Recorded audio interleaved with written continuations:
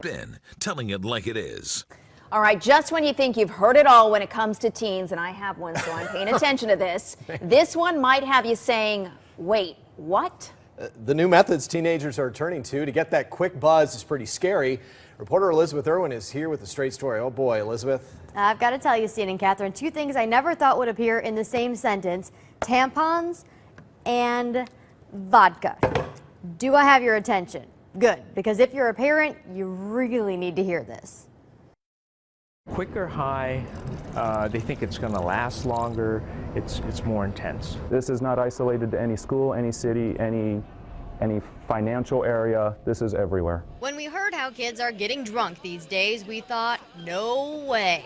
So we hit up the experts to find out if it's an urban legend or if it's legit. There's been documented cases of people going to the hospital with alcohol poisoning just from utilizing it that way. Officer Chris Thomas spends his days patrolling the halls of a Valley high school. He's heard firsthand how kids are getting tipsy. What we're hearing about is teenagers utilizing tampons, soak them in vodka first before using them. You heard right. Teens taking tampons, soaking them in vodka, and inserting them there. It gets absorbed directly into the bloodstream. There's no barrier, there's no stomach acid, there's nothing to prevent it. I would expect it to absorb fairly quickly as well because it's a very vascular structure. This is definitely not just girls. Guys will also use it, and they'll insert them into their rectums. And that's not all. Using a beer bong rectally is the same concept as a vodka-soaked tampon. Yep, rather than the traditional beer bong you'd find at a college party, kids are sticking the tube elsewhere to get wasted. A lot of people believe that it would cover it up. Your breath won't smell like alcohol, so you can hide it from the parents, hide it from the police. But take it from this cop, it won't work.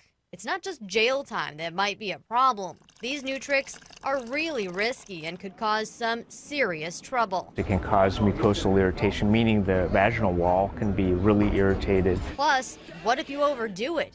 Irritation could be the least of your problems. Some of the dangers associated with this is there's no barrier. And no gag reflex. If it isn't going down the hatch, you won't have that telltale sign you've had too much to drink, which means you won't throw up. If you've got alcohol poisoning, you'll pass out before you know there's a problem. It's problematic because you don't really know how much you're going to absorb. We decided to find out. Turns out a super tampon can hold about a shot of vodka, which is pretty potent when it's going straight into your system.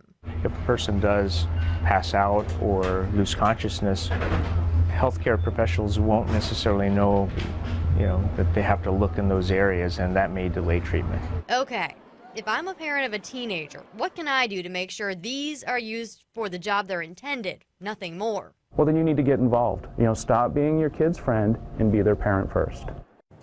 And one more myth we want to take care of. Kids apparently think that getting drunk that way means they'll pass a breathalyzer test because they didn't actually drink the booze. Not true. The test checks out what's in your bloodstream, not what's on your breath. Back to you. Very